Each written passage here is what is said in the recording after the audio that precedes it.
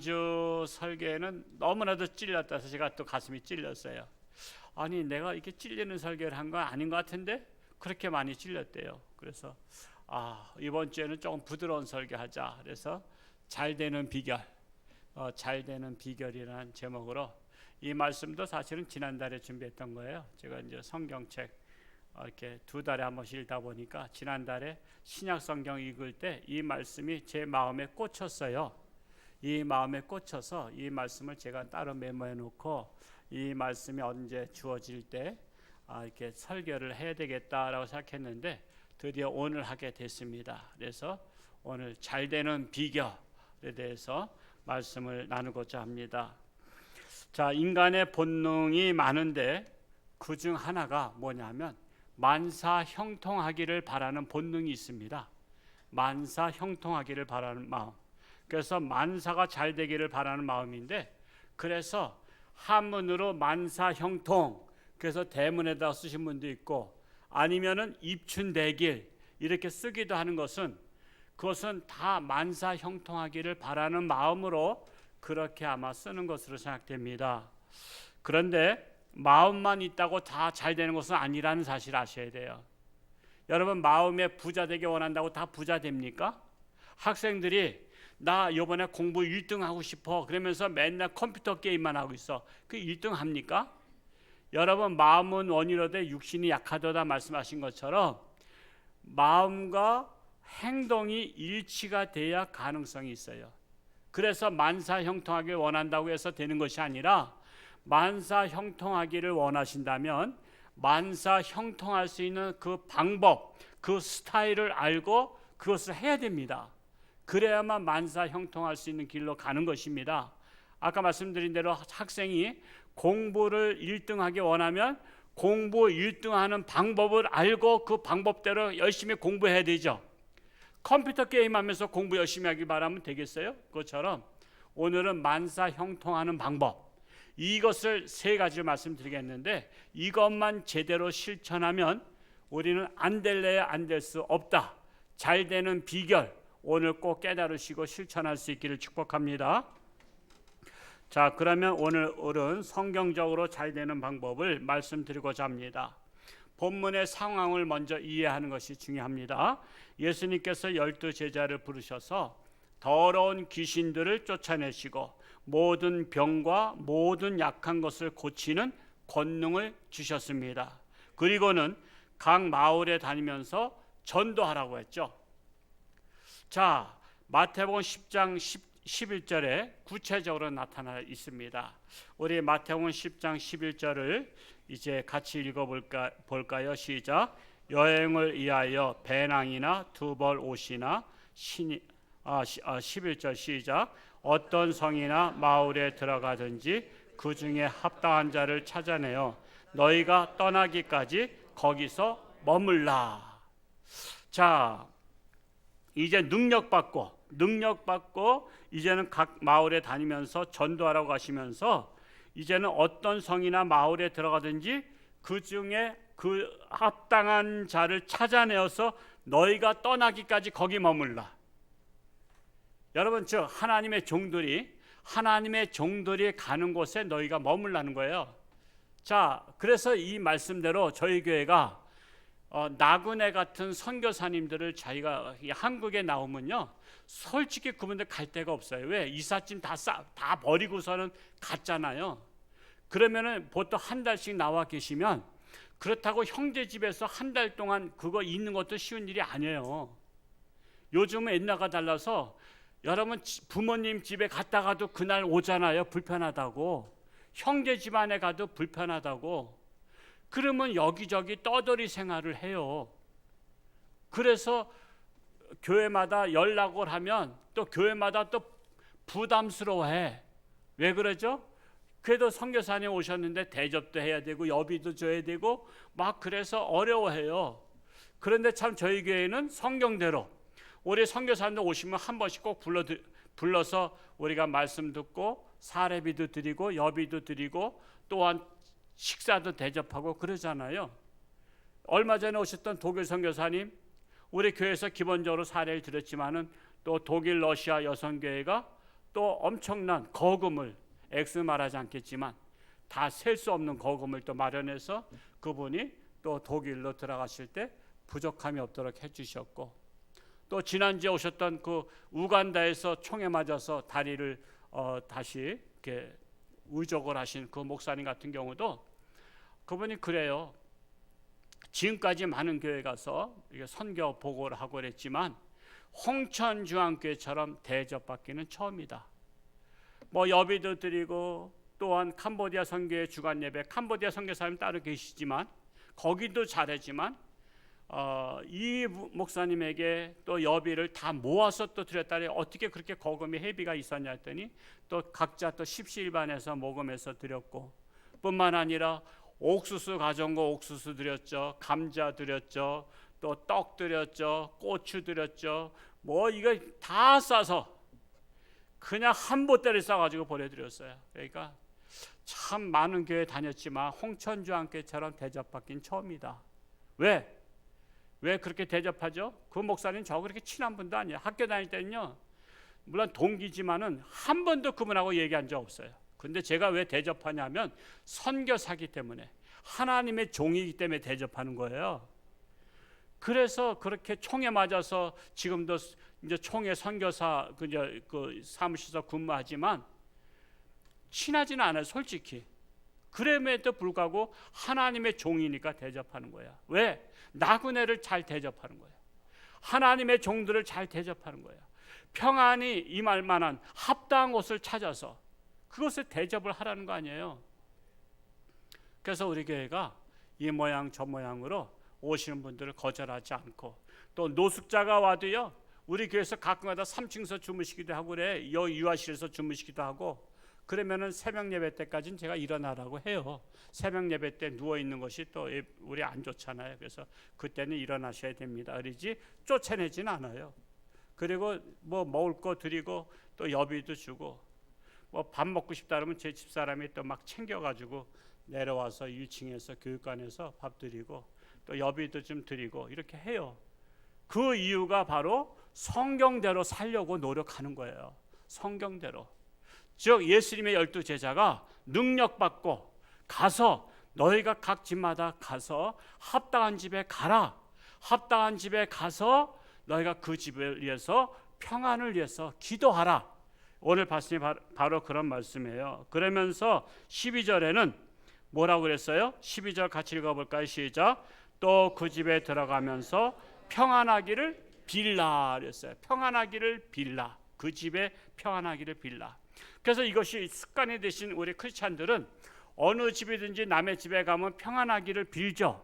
이게 성경적 그리스도인의 삶이에요. 여러분 예를 들어서 카페나 뭐 식당 같은 데 가서는 들어가서 기도해요, 안 해요?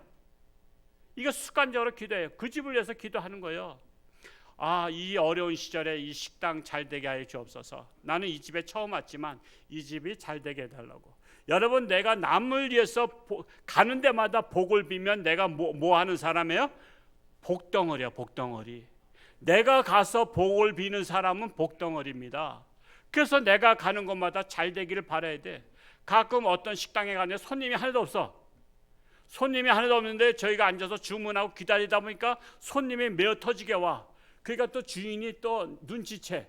목사님이 오시더니 손님이 이렇게 쏟아진다고.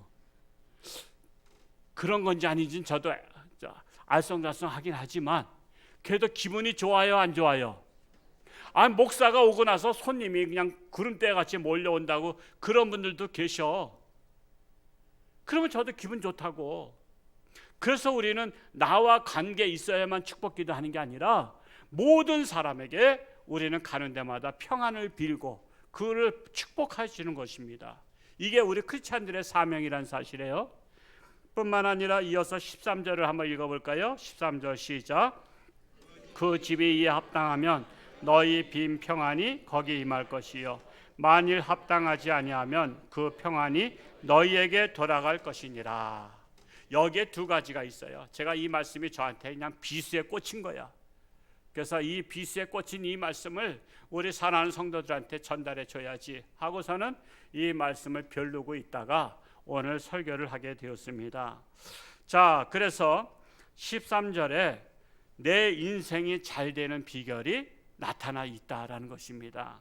13절의 말씀을 내가 잘 실천하면 내 인생 안 될래야 안 될 수 없는, 즉 잘 될 수밖에 없는 인생이 된다라는 것입니다.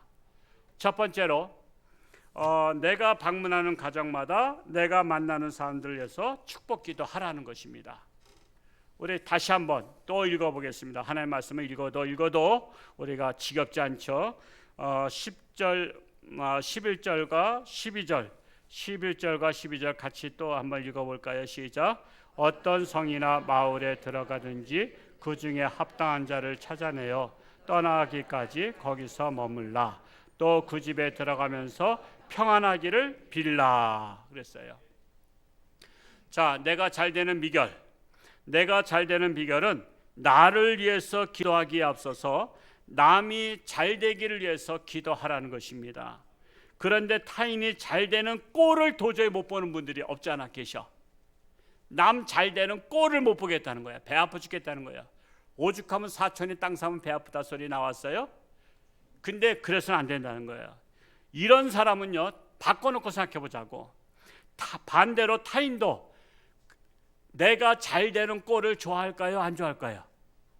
내가 남 잘 되는 꼴을 못 보는 사람은 남들도 내가 잘 되는 꼴을 못 본다는 사실이에요.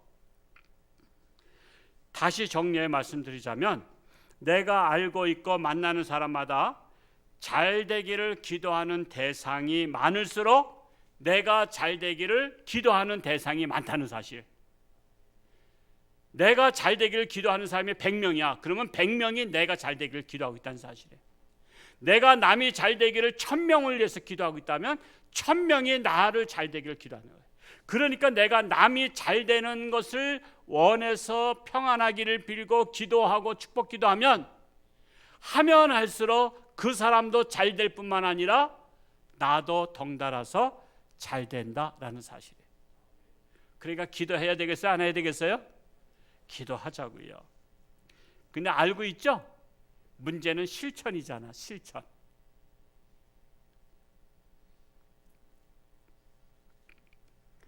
여러분은 살면서 잘 되는 일이 혹시 없으십니까? 세상 사람들처럼 아유 나는 팔자야. 여러분, 기독교 용어에는 팔자가 없습니다. 기독교는 팔자가 아니에요. 얼마든지 하나님 앞에 내 인생을 변화시킬 수 있어요. 하나님 앞에 내가 변화받으면 얼마든지 내 인생은 변화된다는 사실이에요. 누구나 다 희망이 있어요. 거지도 희망이 있어요. 노숙자도 희망이 있어요. 가난한 자 다 희망이 있어요. 우리는 얼마든지 내 인생을 우리는 변화시킬 수 있어요. 하나님 말씀대로 오늘 기도에만 승부를 걸어도 내 인생은 전환점이 될 것입니다.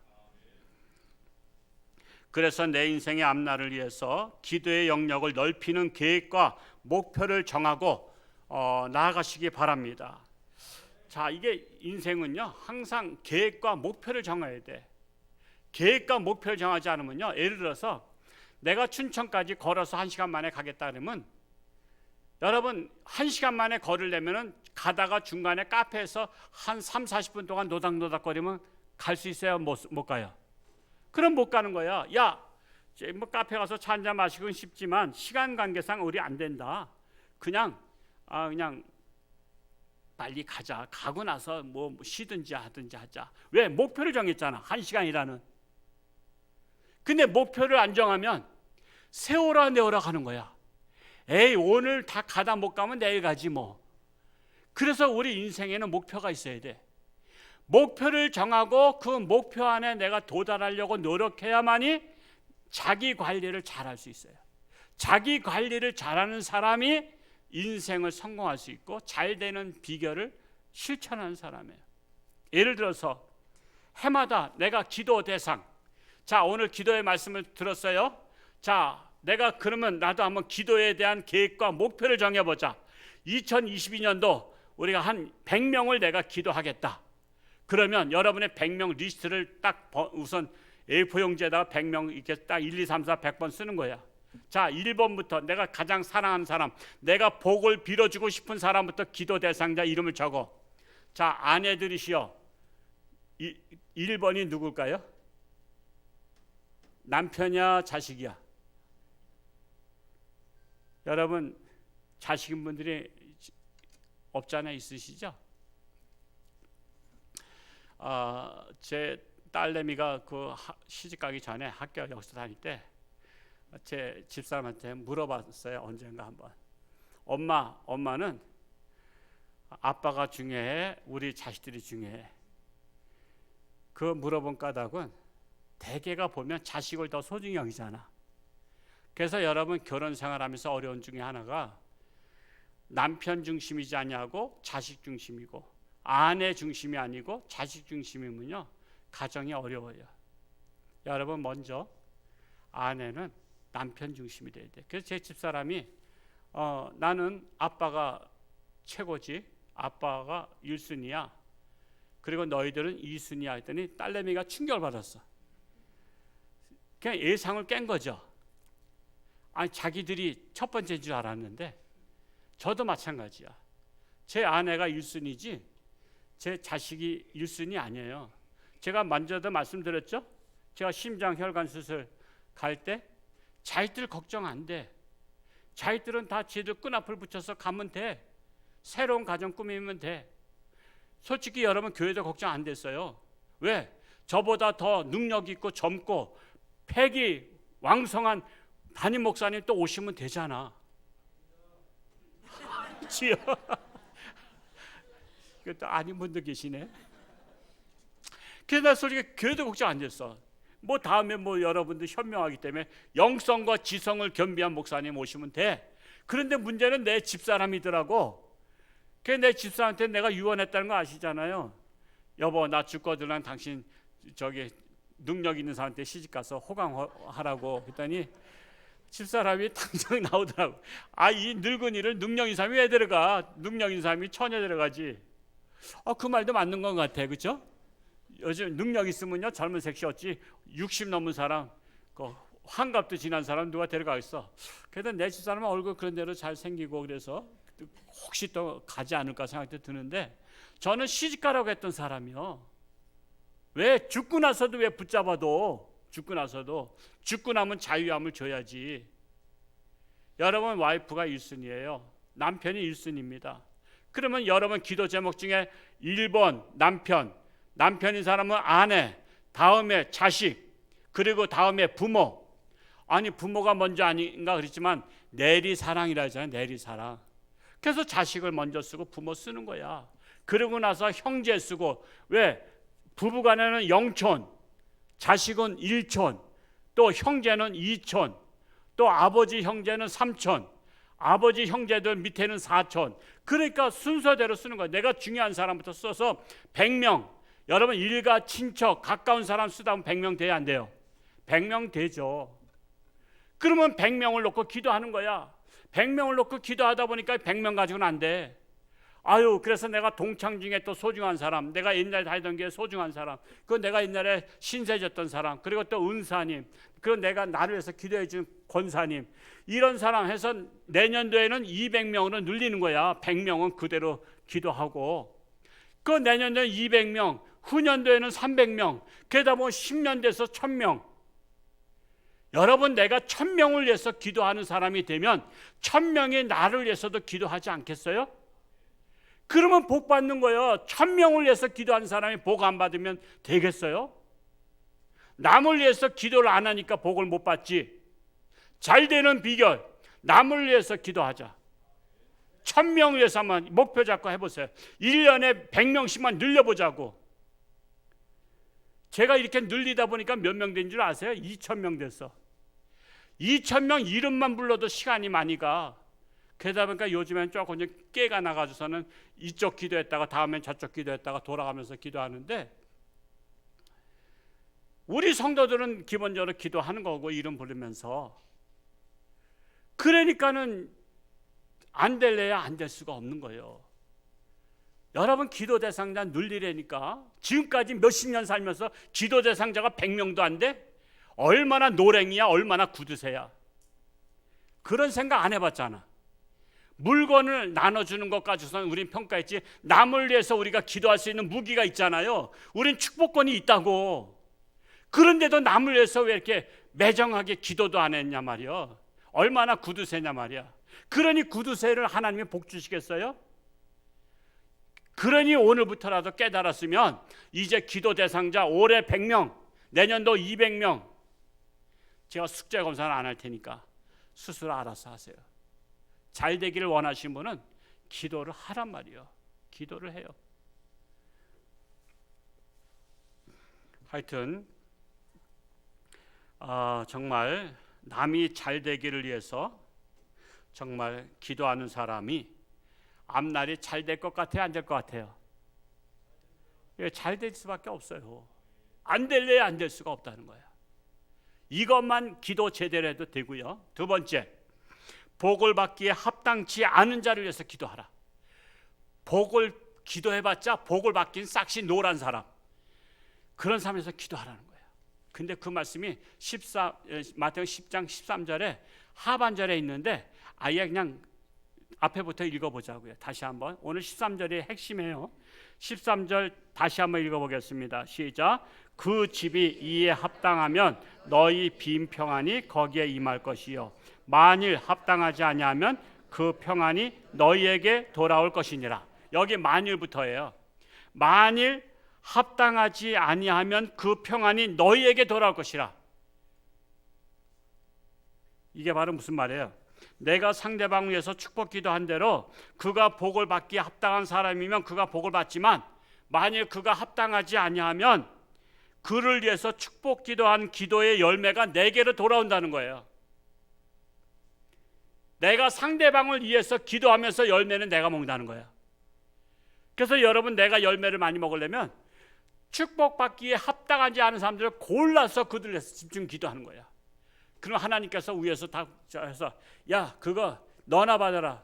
그래서 나한테로 그냥 다시 빠꾸 하는 거야. 빠꾸. 택배 빠꾸 가듯이 이건 너나 먹어라. 너나 먹어라.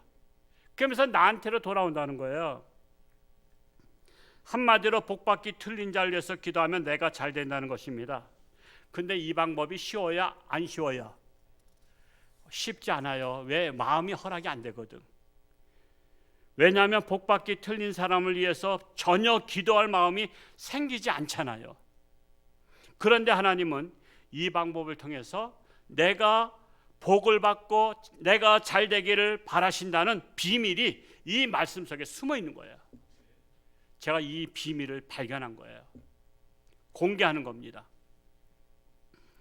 그래서 내 주변에 복받기 틀린 사람을 붙여주십니다. 하나님이 나에게 복을 주시려고 하면요, 먼저 내 주변에 복받기 틀린 사람이 많아. 아유, 윗집에 저 사람 왜 이렇게 쿵쿵거려? 왜 그냥 싸워 맨날? 옆집에 또 그냥 맨날 그냥 이게 옆집 만나도 고약한 집 만났어. 왜 고약한 집 만난 줄 아세요? 하나님이 나 복받으라고. 그 사람 위해서 기도해가지고 너 복받으라고. 윗집 위해서 기도해서 복받으라고. 아유, 내가 뭐 홍천주안교회 갔더니 왜 나를 갈큰 사람이 있어? 그 사람이 있어서 너 복받으라고. 하나님이 붙여준 거예요. 그래서 내 주변에 원수 같은 사람, 죽이고 싶도록 미운 사람, 두 번 다시 만나고 싶지 않은 사람, 늘 나를 괴롭혀서 저주하고 싶은 사람이 많다면 하나님이 나에게 복을 주시려고 보낸 축복의 사람들이란 사실이에요. 이것을 알란가 몰라? 이것을 알아야 돼. 이거. 저는 하나님의 말씀 속에서 저는 끄집어내는 사람이잖아요. 그 하나님의 뜻을 끄집어내는 거예요.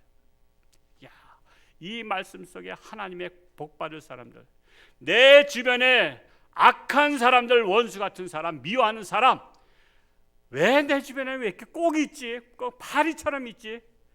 하나님께서 너 그거 몰라? 너 복 주려고 내가 보낸 사자야. 너 그들 위해서 기도해. 기도하면 내가 복을 너한테 준다니까. 그들한테 기도한 그 기도한 대로 복을 너한테 준다니까. 그러면 그들을 위해서 기도해야 되겠어요? 안 해야 되겠어요? 내가 복 받으려면 그들을 위해서 사랑하는 마음으로 기도해야 되는 거예요. 그러므로 내 주변에 꼴보기 싫은 사람 많이 있다면 그 사람들을 비난하고 악담하고 험담하지 말고 이제부터는 그들을 위해서 축복의 기도를 하시기 바랍니다. 그래서 그들이 내가 기도한 대로 복을 받기에 합당하면 복을 받겠지만 복을 받기에 합당하지 아니하면 내가 기도한 모든 축복 기도가 내게로 돌아온다는 것입니다. 그러니 그들을 위해서 기도하는 것이 장사로 치면 밑지는 장사입니까? 남는 장사입니까? 남는 장사요. 남는 장사. 그래서 이게 목사님은 저 특별한 사고를 갖고 있다 생각하지 마세요. 전 목사님의 사고다. 아니에요. 하나님 말씀 볼까요? 마태복음 5장 44절. 우리 앞에 띄워주세요. 이것을 같이 한번 읽어보면 알아. 시작. 나는 너희에게 이르노니 너희 원수를 사랑하며 너희를 박해하는 자를 위하여 기도하라. 제 생각이 아니죠? 이거 예수님 말씀하신 거예요. 마태복음 5장 산상수. 예수님의 말씀이 하나님의 아들의 말씀이라니까 저는 하나님의 말씀을 캐치해서 여러분한테 전달하는 거예요. 원수를 위해서 사랑하고 너희를 박해하는 자가 원수 아니에요. 그들을 위해서 기도하라. 그렇다면 우리나라도 한번 생각해 봤어요. 여러분 우리나라가 세계에서 지금 가장 복받은 나라 중에 하나 된 거 아시잖아요. 이거 자타가 공인한다고 모든 나라가 우리나라 부러워해요. 유럽 사람들도 부러워해. 옛날에 유럽은 다 선진국으로 알았는데 지금 유럽도 부러워하고 다른 나라 미국도 부러워해. 지금 우리나라가 좋대. 뉴질랜드 이민 갔던 사람들이 다시 역이민 온대. 저도 옛날에 제가 뉴질랜드 가려고 여러 가지 내가 애써보고 이민국도 막 왔다 갔다 하고 막 이민 하려고 제가 많이 알아보고 그랬는데요. 갈 자격이 없고 거기 또 2억이 있어야 돼. 제가 90년대 초에 2억이 있어야 되는데 2억이 어디 있어? 2천만 원도 없는데. 그래서 제가 못 갔어. 잘했어요? 못했어요? 뉴질랜드보다 우리나라가 나아. 지금 뉴질랜드에 갔던 사람들이 거기서 다시 돌아온대. 돌아오고 싶은데 한국이 너무 선진국이고 모든 게 다 비싸서 집도 못 산대. 그때 다 파는 것 가지고 다 팔아서 와도 전세도 얻기 어렵대. 그 정도로 우리나라가 잘 사는 나라가 됐어요. 수준 높은 나라가 됐어요. 그래서 왜 이랬는가 제가 묵상해 봤더니 하나님은 우리나라 복 주시려고 우리나라 주변에 악한 나라들을 세워주셨어. 한번 사방을 보자고. 우리와 가까운 북한, 아주 철천지 원수. 우리는 원수로 여기지 않는데 그들은 우리를 철천지 원수로 여기잖아. 나만 무찌르자고 맨날 핵 연습하잖아. 나만 없애버리겠다고. 그런 북한이 있죠. 또 조금 좌측으로 봤더니 중국이 우리나라를 집어먹고 우리나라까지 중국만 만들겠다는 거야. 옛날부터 중국이 제일 많이 쳐들어왔잖아 우리나라. 그리고 저 러시아도요. 그 소련에서 이름만 바뀌었을 뿐이지 거기 공산주의 나라. 우리나라랑 우리가 친하지가 않아요. 경제적으로 서로 도울 뿐이지 사실은 우리나라 못 잡아먹어서 저기요. 그러면 남쪽을 보자고. 남쪽엔 어디가 있죠? 일본은 지금도 할 수만 있으면 독도는 우리 땅 그러면서 지난주에 또 헛소리에 삐약삐약 했어요. 독도는 자기네 땅이래. 원래는 대마도도 우리 땅인데. 그래서 여러분 일본도 간교하잖아. 혹시 우리 일본 분 계시면 죄송합니다. 그러나 우리 친하게 지내야 되지만 일본 남한에 있죠. 남쪽에 있죠. 위에는 북한 있죠. 러시아 있죠. 중국 있죠. 우리나라 사방에 뭐가 있어야 다? 원수 같은 나라, 악한 나라, 우리나라를 호시탐탐 노리고 있는 나라들이 있어.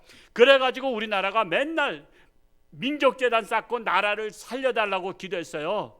여러분 우리 믿음의 선조들이요 산에 가서 민족재단 쌓고 나라에서 기도하면서 저 북한을 위해서 기도했고요. 왜? 북한 정신 차리도록. 그리고 저 중국 정신 차리도록 복음이 들어가도록 러시아에도 복음이 들어가도록. 그래서 중국과 러시아에 복음이 들어갔는데 아직 북한은 못 들어갔어. 중국 우상의 나라, 아니 일본 우상의 나라. 그래서 그들을 위해서 기도했더니 그 복이 하나님이 보실 때 야 중국이나 러시아나 나를 부정하는데 그들이 너희들이 기도한다고 복 받겠냐? 야 그 복 다 너나 가져라. 그래서 하나님께서 하늘에서 우리가 기도로 축복 기도한 모든 기도가 다 남한으로 떨어진 거야. 그래서 북한을 위해서 기도했더니 남한이 받았고, 중국에서 기도했더니 남한이 받았고, 러시아에서 기도했더니 남한이 받았고, 일본에서 기도했더니 남한이 다 받은 거야. 그러니까 우리나라가 세계에서 가장 못 사는 나라가 잘 사는 나라 중에 하나, 안 될래야 안 될 수 있는 부흥의 나라가 된 거예요. 해석이 잘못됐나요? 다 맞잖아요. 우리나라 사방에도 그렇게 하나님께서 한 나라, 여러분 기적의 나라입니다. 우리나라가 여러분 농산물 가지고 수출해 가지고 사는 나라 아니에요. 쌀도 모자라. 그러니까 보릿고개가 있었지. 우리나라가 무슨 공산품이 있고 뭐 생산을 무슨 철강이 나오고 그러는 나라 아니에요. 그런데도 세계에서 지금 가장 잘 사는 10위권 안에 들었잖아요. 제가 아프리카, 케냐, 뭐 탄자니아 이런데 이디오피아 다녀봐도요, 이 나라들이 100년이 가도 우리나라 못 따라오겠더라고. 우리나라가 그런 나라였다고. 그런데 우리는 나라를 위해서 기도하고 세계를 위해서 기도했더니 복이란 복은 우리나라가 다 받은 거야. 그래서 이 복을 누리려면 우리는 계속해서 나라를 위해서 기도해야 되고 세계를 위해서 기도해야 된다는 사실이에요.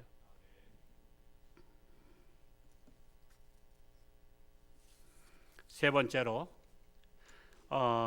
축복의 씨앗을 뿌리자. 이 말씀은 마태복음 13장 8절을 근거로 알려드리겠습니다. 우리 한번 2장, 3장을 넘겨보면 13장 8절 같이 한번 읽어볼까요? 시작. 더러는 좋은 땅에 떨어짐에 어떤 것은 100배, 어떤 것은 60배, 어떤 것은 30배의 결실을 하였느니라. 이것은 뭐 앞뒤는 다 잘랐어요. 씨 뿌리는 비유 너무나 잘 아시는 말씀이니까. 첫째로 남을 위한 기도도 축복의 씨앗입니다. 꼭 뭐 콩이나 뭐 깨나 무슨 뭐 벽시나 이게만 씨앗이 아니라 남을 위해서 기도하는 것도 기도의 씨앗입니다. 기도의 씨앗. 그래서 내 주변의 사람들이 잘 되면 나도 잘 되는 거예요. 잘 되면 내게도 가져와 먹자고 하잖아. 우리 교인들이 잘 되니까 그냥 맨날 먹을 거 가져와. 홍 장로님 감사합니다. 옥수수 오늘 또 가져오셨어. 계란도. 우리 또 자두도 가져온 분도 계시고, 또 뭐 별거 뭐 오이, 뭐 고추, 참외 제가 정무이사 때 원 없이 먹었어. 내가 한 박스 내가 다 먹었어. 혼자 몰래. 하여튼 40박스 나눠줬지만 한 박스 나도 갖고 올라와서 우리 교육자분들 한 박스씩 드렸는데 원 없이 한번 잡섰을 거야. 여러분 한 박스씩 사놓고 먹기가 쉽지 않잖아요. 정말 우리 성도들, 솔직히 제가 성도들 위해서 제가 매일 기도하잖아요. 왜 기도하는지 알아요? 제가 여우 목사야. 왜? 여러분 잘 되면 여러분들이 떡고물 가져온다니까. 오늘도 떡도 했어. 또 절편. 절편인가 뭔가? 맞아요? 오늘도 또 떡을 내놨어. 점심 때 떡 기대하시라. 개봉박도. 그냥 뭐 그래서 너는 그 원리를 알아. 그 원리 시스템을 알기 때문에 나는 여러분을 위해서 기도하면 여러분들이 잘 되면 먹을 거 가져오고 막 이것저것 가져온다니까. 그러니까 나는 뭘 하는 거야? 맨날 기도의 씨앗을 뿌리는 거야. 내가 여러분한테 돈 뿌려가지고 되겠어요? 내가 재벌할 때 아닌데. 내가 할 수 있는 것은 하나님의 종으로서 하나님을 대신한 기도의 씨앗을 뿌리는 거예요. 그리고 여러분이 잘 되면 여러분들이 밥도 사주고 뭐 선물도 사고 뭐 옷도 사주고 별거 다 사죠. 그래서 다른 목사님들 부러워하는데 그분들은 왜 이걸 못 깨닫는지 몰라. 뿌리면 되는데, 기도의 씨앗을 뿌리면 되는데. 어떤 목사님은 성도들이 안 나온다고 기도 안 하는데 새벽기도. 내가 그냥 야단쳤어요. 야, 이 사람아, 새벽기도 안 나온다고 당신도 안 나오냐? 당신 성도들 위해서 기도해야 되고 동네에 위해서 기도해야 될 거 아니야? 그래서 제가 그냥 가만히 욕했더니 저랑 멀리해요. 아주 뭐 그 어쩔 수 없지 뭐. 어제 또 우리 매부가 오셨는데 서울에서 장로님이셔. 그냥 만나는데 그 교회는 어떠냐 했더니 우리 교회 새벽기도도 안 해요. 매부가 그러는 거야. 아니 왜 새벽기도 안 해요 했더니 코로나 때문에 뭐 당회를 했는데 무슨 거기는 이제 권사님하고 안수집사님 다 연합 모임이래. 그랬더니 나도 기도 못 나가는데 우리 새벽기도는 없앱시다 그랬더니 목사님이 좋습니다 땡땡땡 했대. 목사님이 그걸 유도한 거야. 새벽기도 없애자고. 목사님이 새벽기도 힘들어하거든. 그래서 이번에 코로나 이후에 목사님들한테 제일 좋은 게 뭐였더니 새벽기도 없다는 거래. 내가 기가 막혔어. 아니 우리 교회는 내가 새벽기도 안 나면 내가 야단을 치잖아요. 권사 맞아 그러면서. 권사가 새벽기도 안 나온다고 제가 뭐라고 막 그랬잖아요. 아니 코로나가 오든 뭐가 오든 기도해야 될 거 아니야. 기도해야 살지. 그래서 기도의 씨앗을 뿌리라는 거야. 어제 그냥 매부 만나가지고 그냥 한탄만 듣다가 했네. 그냥 저도 힘이 다 쫙 빠져. 내가 목사 가르치라 했어. 내가 그냥 그 기도 안 하는 목사 모시고서 무슨 복을 받겠냐고 말이야. 얼마든지 기도하는 목사, 축복의 목사가 있는데 왜 그런 목사를 모시지 않고 왜 기도하길 싫어하는 목사를 모시냐 말이야.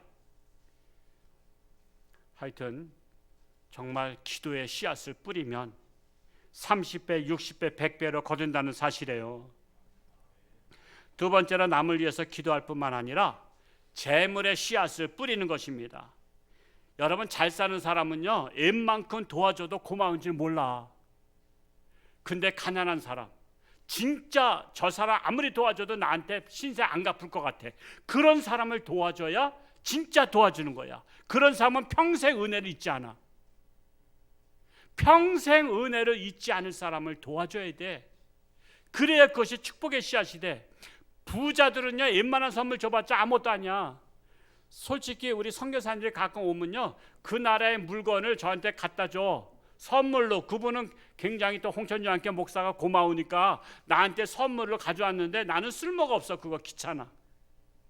그래서 집사람아 이거 누구 주자. 이거 줘야 욕먹어. 우리나라에서는 쓰지도 않는 물건이야. 오늘 방송 선교사님들 꼭 안 들어야 되는데 또 시험 들겠는데 솔직히 다른 나라 무슨 동남아에서 가져오는 게 무슨 그 선물다운 게 있어요. 솔직히 다 그냥 열악하고 그거 줘봤자 내가 고맙지도 않아. 귀찮아. 이거 어디다 써먹지 이거? 이건 누구 주자니 욕먹을 테고. 그래서 부자한테는 안 줘도 돼. 그러나 갚을 수 없는 사람, 가난한 사람, 그런 사람한테 심는 거야. 유튜브에 이런 이야기가 있어요. 1800년대인데 외국에서 미국인 것 같아요. 어느 가난한 청년이 아르바이트하며 방문 판매를 하고 있었어요. 근데 너무 배고파. 너무 배고프니까 뭐로 채우죠? 물배로 채우잖아. 어느 집에 갔더니 소녀가 나왔어. 여학생이. 학생 나 물 좀 한 잔 줄 수 있을까? 했더니 그 소녀가 보더니 저 아저씨는 물 줘가지고는 안 돼. 우리 냉장고에 우유 한 병이 있는데 우유를 드시겠어요? 그러면 고맙지. 그래서 우유 한 병 마셨어. 그리고 헤어졌어. 떠났어. 그리고 한 10여 년이 흐르고 나서 이 소녀의 어머니가 암이 걸려서 급하게 병원에 입원했는데 입원이 안 되는 거야. 그렇죠? 누가 보증서 해야 되잖아. 그러고 나서 입원도 안 되고 또 수술비도 그렇고 아무것도 없는 가난한 집이야. 그때까지도 계속 가난한 집이었어. 그랬는데 어떻게 입원하라고 수속 밟으라고 그런 거야. 그래서 기적이 일어나서 이 수속 밟고 입원하고 수술했어. 수술하면서 이 딸은 걱정되는 거야. 우리 엄마 이거 수술하고 나면 수술비가 옛날 1800년대니까 보험도 안 되잖아. 수술비가 얼마인데 이걸 어떻게 갚아야 되나. 엄마 수술해도 걱정인 거야. 그러나 수술은 했어. 수술하고서는 퇴원할 때니까 퇴원하래. 그러면 원무과에 가서 수술비, 입원비 다 내야 되잖아. 그러니까 이거 도살장에 끌려가는 것처럼 원무과에 가서 우리 엄마 수술비, 입원비 얼마나 나왔어요? 했더니 다 지불됐어요. 그런 거야. 누가 지불했어? 우리 일가 친척 누구 와서 도와준 사람도 없는데 누가 지불했어요? 그랬더니 의사 선생님이 나오시는 거야. 아가씨, 그때 이제 아가씨가 된 거지. 학생이. 아가씨 날 기억하겠어요? 저 모르겠는데요. 10여 년 지났으니까. 옛날에 내가 아르바이트 할 때 아가씨 집에 학생일 때 가서 물 한 잔 달라고 했는데 학생이 저한테 우유 한 병 줬잖아요. 저는 그때 배고프고 어려울 때 당신이 나에게 우유 한 병 준 것이 그때 나는 큰 힘이 됐어요. 나 평생 잊지 못할 우유 한 병이에요.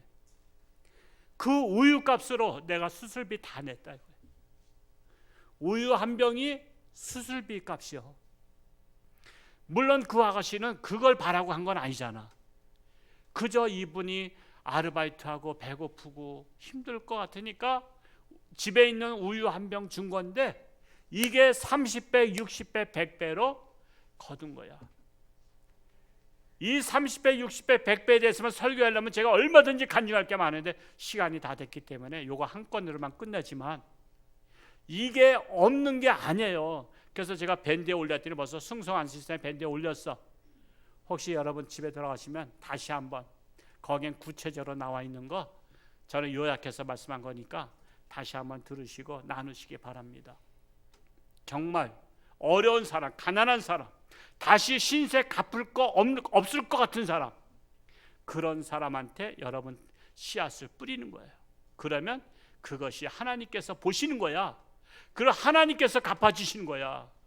그 사람한테 기대할 거 없어. 난 당신 이거 언제 갚아요? 아예 안 갚아도 돼요. 난 하나님이 다 알아서 갚아주셔.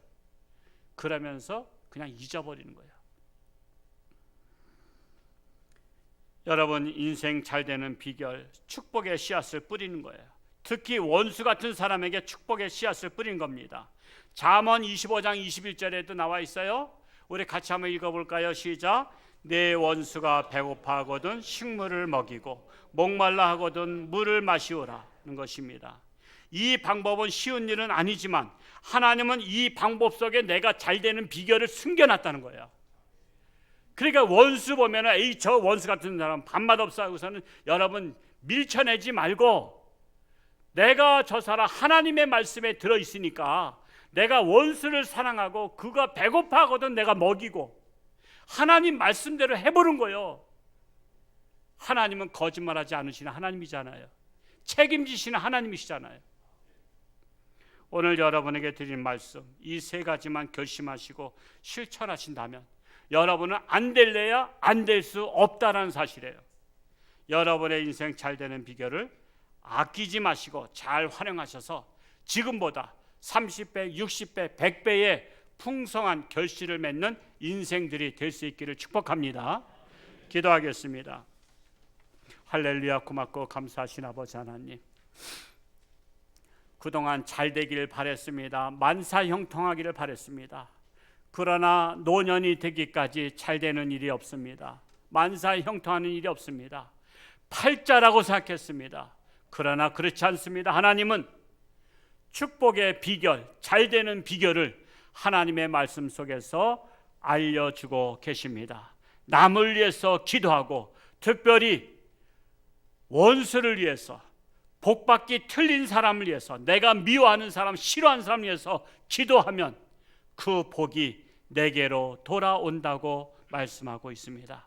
뿐만 아니라 축복의 씨앗을 뿌려야 30배, 60배, 100배로 거둔다고 했습니다. 우리 홍천주안교회가 이렇게 해서 복을 받은 교회입니다. 우리 홍천주안교회가 하나님의 말씀대로 복을 받았사오니 우리 성도들도 한 분도 빠짐없이 하나님 말씀을 실천해서 복받는 자가 되어서 참으로 늘 주는 자로 살아갈 수 있는 우리 모두가 되게 하여 주옵소서. 예수님